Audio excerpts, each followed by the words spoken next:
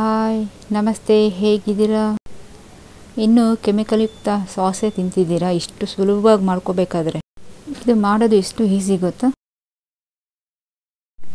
ಇಲ್ಲಿ ಅರ್ಧ KG tomato ತೊಗೊಂಡಿದ್ದೀನಿ. ಚೆನ್ನಾಗಿ ಹಣ್ಣಾಗಿರಬೇಕು, ಕೆಂಪಗಿರಬೇಕು.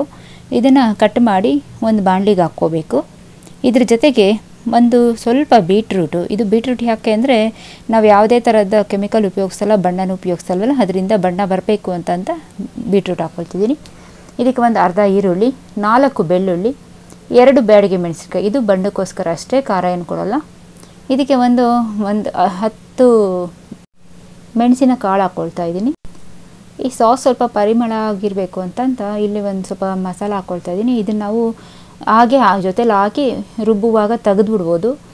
ಅದ್ರ ಬದಲು ಈ ಥರ ಮಾಡಿಕೊಂಡ್ರೆ ಈಸಿಯಾಗಿ ತೆಗೆದುಬಿಟ್ಟು ಮತ್ತೆ ಸಾಸ್ ಬೇಯುವಾಗ ಮತ್ತೆ ಹಾಕಿದ್ರೆ ಮತ್ತೆ ಪರಿಮಳ ಬಿಟ್ಕೊಳ್ಳುತ್ತೆ. ಇದಕ್ಕೆ ನಾನು ಒಂದು ಜಾಪತ್ರೆ, ಒಂದು ಚಕ್ಕೆ, 3 ಲವಂಗನ ಹಾಕ್ಕೊಂಡು ಹಾಕಿದ್ದೀನಿ. ಇವಾಗ ಇದ್ರ ನೀರು ಜೊತೆಗೆ ಹಾಕಿ ಚೆನ್ನಾಗಿ ಬೇಯಿಸ್ಕೋಬೇಕು. ಟೊಮೆಟೊ ತುಂಬ ಸಾಫ್ಟ್ ಆಗಬೇಕು, ರುಬ್ಬಕ್ಕಾಗಬೇಕು. ಅಲ್ಲಿವರೆಗೂ ಬೇಯಿಸ್ಕೊಂಡು ತಣ್ಣಗಾಗಕ್ಕೆ ಬಿಟ್ಟು ಆಮೇಲೆ ಸಣ್ಣಗೆ ರುಬ್ಕೋಬೇಕು. ಇದನ್ನು ಇಷ್ಟು ಕಡಿಮೆ ವಸ್ತುಗಳನ್ನ ಬಳಸಿ ಮನೇಲಿ ಇಷ್ಟು ಚೆನ್ನಾಗಿ ಸಾಸ್ ಮಾಡ್ಕೋಬೇಕಾದ್ರೆ ಮತ್ತು ಯಾಕೆ ಅಂಗಡೀಲಿ ತರಬೇಕು ಹೇಳಿ? ಅದರಲ್ಲಿ ಏನೇನು ಹಾಕಿರ್ತಾರೆ ಅನ್ನೋದೇ ಗೊತ್ತಿರಲ್ಲ ನಮಗೆ.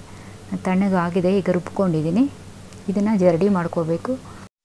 ಈ ಟೊಮೊಟೊ ಸಿಪ್ಪೆ ಮತ್ತು ಮೆಣಸು, ಬ್ಯಾಡಗಿ ಮೆಣಸಿನ್ಕಾಯಿ, ಬೆಳ್ಳುಳ್ಳಿ, ಈರುಳ್ಳಿ ಇದ್ರದ್ದೆಲ್ಲ ನಾರು ಸಿಪ್ಪೆ ಎಲ್ಲ ಇರುತ್ತೆ. ಇದನ್ನೆಲ್ಲ ಚೆನ್ನಾಗಿ ಸೋದಿಸ್ಕೊಂಡ್ರೆ ಸಾಸು ಸಾಫ್ಟಾಗಿ ಚೆನ್ನಾಗಿ ಬರುತ್ತೆ. ಸೋದಿಸ್ಕೊಂಡು ನೋಡಿ, ಕಸನೆಲ್ಲ ತೆಗೆದು ಬಿಡಬೇಕಿದು. ನೋಡಿ ಇಷ್ಟು ಉಳ್ಕೋತು. ಇವಾಗ ಇದನ್ನು ಮತ್ತೆ ನಾವು ಬೇಯಕ್ಕೆ ಇಡಬೇಕು. ನಾನು ಮೊದಲು ಎತ್ತಿಟ್ಟಿದ್ನಲ್ಲ ಚಕ್ಕೆ, ಜಾಪತ್ರೆ ಮತ್ತು ಲವಂಗ, ಅದನ್ನು ಮತ್ತೆ ಹಾಕ್ಕೊಳ್ತೀನಿ. ಇದಕ್ಕೆ ಅರ್ಧ ಟೀ ಚಮಚ ಉಪ್ಪು, 2 ಟೇಬಲ್ ಚಮಚದಷ್ಟು ವಿನಿಗರ್ ಹಾಕ್ಕೋಬೇಕು. ವಿನಿಗರ್ ಹಾಕ್ಕೊಂಡ್ರೆ ಆರಾಮಾಗಿ ಆಚೆನೇ 1 ತಿಂಗಳು ಇಟ್ಕೋಬೋದು. ಇದಕ್ಕೆ 1/4 ಕಪ್ನಷ್ಟು ಸಕ್ಕರೆ ಹಾಕ್ಕೋಬೇಕು. ಅರ್ಧ ಕೆಜಿ ಟೊಮೆಟೊಗೆ 1/4 ಕಪ್ ಸಕ್ಕರೆ ಹಾಕ್ಕೋಬೇಕು, ಸರಿಯಾಗಿರುತ್ತೆ ಅಳತೆ. ಮತ್ತು ಇದು ನಾನು ಮಸಾಲೆ ತೆಗೆದಿಟ್ಟಿದ್ನಲ್ಲ ಅದು ಹಾಕ್ಕೊಳ್ತೀನಿ. ಮತ್ತು ಇದು ಬೇಯುವಾಗ ಇದು ಗಟ್ಟಿ ಆಗಬೇಕು, ನೀರಿನ ಅಂಶನೆಲ್ಲ ಹೋಗಬೇಕು, ಅಲ್ಲಿವರೆಗೂ ಬೇಯಿಸ್ಕೊಳ್ತೀನಿ. ಈ ನೀರೆಲ್ಲ ಹಿಂಗಬೇಕು. ನಾನು ತೋರಿಸ್ತೀನಿ ಎಲ್ಲಿವರೆಗೂ ಬೇಯಿಸಬೇಕು ಅಂತ. ಈಗಿಂದಿದ್ದು ಯಾವುದೇ ಸ್ನ್ಯಾಕ್ಸ್ಕೊಳ್ಳಿ, ಯಾವುದೇ ಚಾಟ್ಸ್ ಇರಲಿ, ಅದಕ್ಕೆ ಟೊಮೆಟೊ ಕೆಚಪ್ ಅಂತೂ ಇದ್ದೇ ಇರಬೇಕು ಮಕ್ಕಳಿಗೆ. ಈ ಥರ ಮನೇಲಿ ಮಾಡಿಕೊಂಡ್ರೆ ನಮಗೆ ಎಷ್ಟಾರು ತಿನ್ನಲಿ ಅಂತ ಸಮಾಧಾನವಾಗಿ ಕೊಡ್ಬೋದು. ಟೊಮೆಟೊ ಕೂಡ ಒಳ್ಳೆಯದು.